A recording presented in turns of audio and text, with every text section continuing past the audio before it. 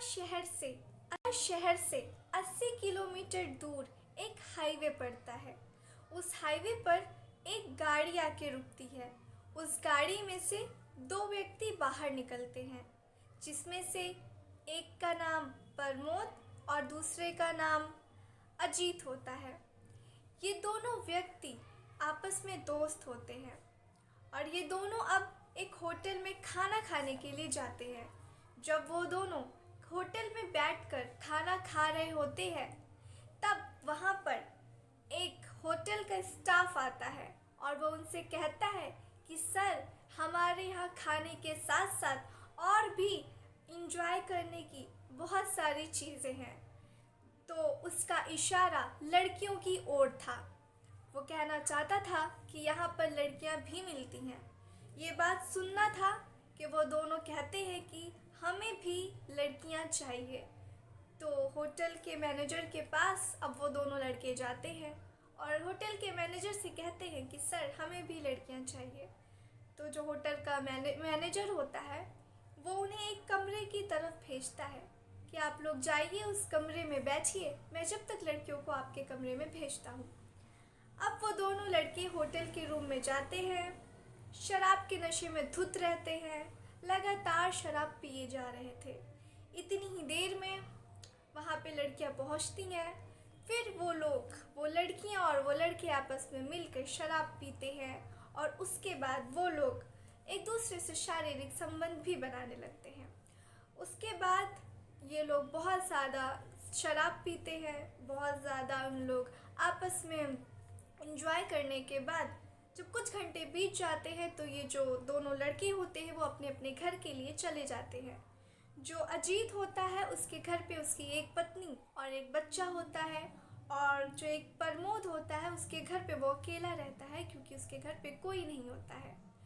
तो जो प्रमोद होता है, जब वो रात में घर पहुंचता है और सोने की कोशिश करता है, तो वो दरअसल सो नहीं पा रहा होता है, क्योंकि एक चेहरा उसके दिमाग में, जो वो जब भी अपनी आंखें बंद कर रहा था, उसके दिमाग में एक ही चेहरा घूमे जा रहा था।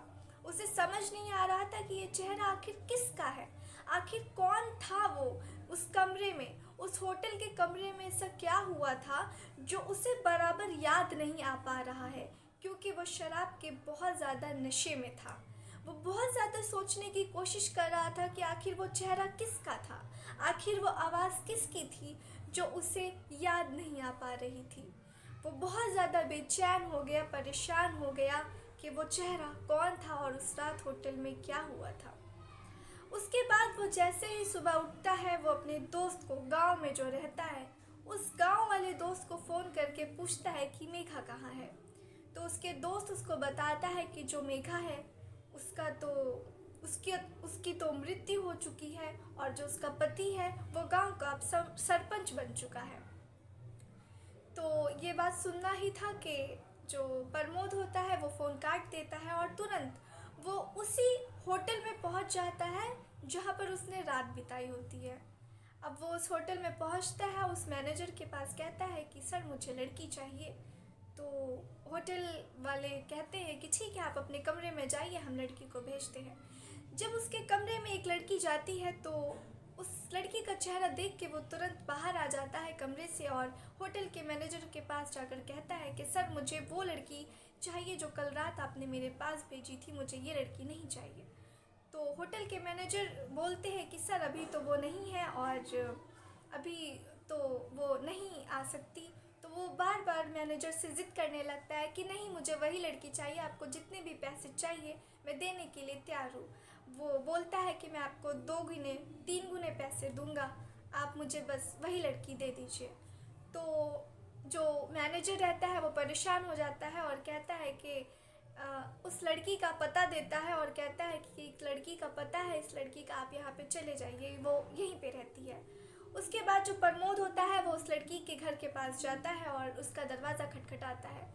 जब वो दरवाज़ा खटखटाता है, तो वो जो लड़की होती है वो निकल के आती है, दरवाज़ा खोलती है, और जब प्रमोद की शक्ल देखती है तो वो एकदम से पीछे मुड़ जाती है, अपनी शक्ल छुपाने लगती है। तो जब प्रमोद उसको देखता है और कहता है कि मेघा, तुम मेघा हो ना, उसके बाद वो लड़की रोने लगती है। वो फिर से कहता है कि तुम मेघा ही हो ना। अब वो लड़की और ज़ोर ज़ोर से रोने लगी। उसके बाद प्रमोद उसका हाथ पकड़ के उसको अपनी तरफ खींचता है ताकि वो देख सके उसका चेहरा। और वो देख के बिल्कुल आश्चर्य दंग रह जाता है कि ये तो मेघा ही है। दरअसल ये जो लड़की मेघा होती है वो प्रमोद की ही पत्नी होती है। बात कुछ ऐसी होती है कि आज से कुछ साल पहले की ये बात होती है जब मेघा और प्रमोद की शादी होती है। वो लोग आपस में एक साथ 1.5 साल रहते हैं। 1.5 साल रहने के बाद उनका एक घर होता है और घर में काफ़ी सामान होते हैं। पर उन लोगों के साथ एक हादसा हो जाता है कि उस घर में और उस मोहल्ले में आग लग जाती है। आग लगने की वजह से प्रमोद का घर और प्रमोद के बगल आसपास के 3 घर और जल के राख हो जाते हैं, पूरे ख़त्म हो जाते हैं। अब प्रमोद का घर भी जल जाता है। प्रमोद के घर में जितनी भी चीज़ें थी, जितने भी ज़रूरत के सामान थे, वो सब अब जल चुके थे। अब घर में कुछ भी नहीं बचा था। तो जो मेघा होती है वो अपने पति से कहती है कि आप मुझे मेरे मायके छोड़ दीजिए। फिर जो प्रमोद होता है वो मेघा को उसके मायके छोड़ के चला आता है और वहाँ पे रहकर वो काम करने लगता है। और उससे हर महीने मिलने के लिए अपनी पत्नी से वो उसके मायके जाया करता था। एक बार जब प्रमोद अपनी पत्नी से मिलने मायके गया तो उसने अपनी पत्नी मेघा से कहा कि मेघा, मुझे बार बार तुम्हारे घर आना यानी कि अपने ससुराल आना और तुमसे मिलना अच्छा नहीं लगता है। तुम एक काम करो कि मैं एक कच्चा मकान ईंट से जोड़ जोड़ कर बना डालूँगा, एक कमरा, और धीरे धीरे करके और भी सारी ज़रूरत की चीज़ें मैं ले आऊँगा। तुम मेरे साथ रहो, मुझे अकेला रहना अच्छा नहीं लगता है। तुम मेरे साथ रहोगी तो मेरी हिम्मत बनी रहेगी। पर वो जो मेघा होती है उसकी पत्नी वो साफ मना कर देती है कि नहीं, मैं आपके साथ ऐसे नहीं रह पाऊँगी।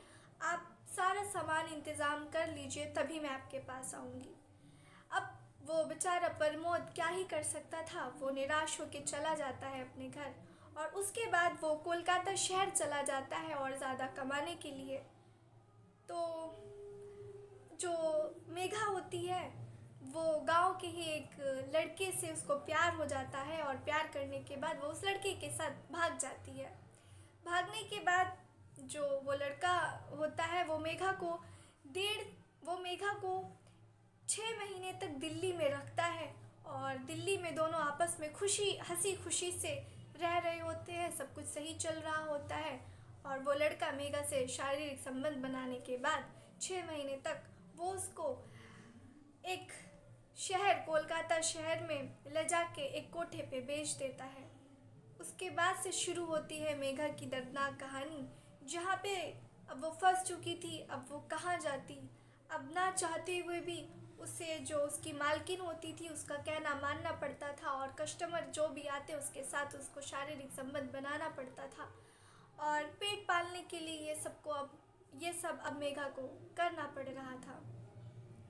ऐसे ही में जब उस रात यानी कि मेघा का पति प्रमोद उस होटल पहुंचा तो प्रमोद ने मेघा को इस हालत में देख लिया। उसके बाद जो प्रमोद होता है वो मेघा से पूछता है कि मेघा, तुम्हारा वो लड़का कहाँ है जिसके साथ तुम भागी थी।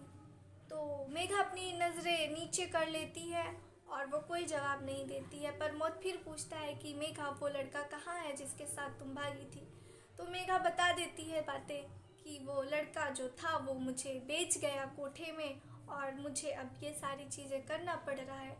तो वो जो प्रमोद होता है वो पूछता है कि तुमने मेरे पास फ़ोन क्यों नहीं किया, तुम मेरे से कुछ बात क्यों नहीं बताई।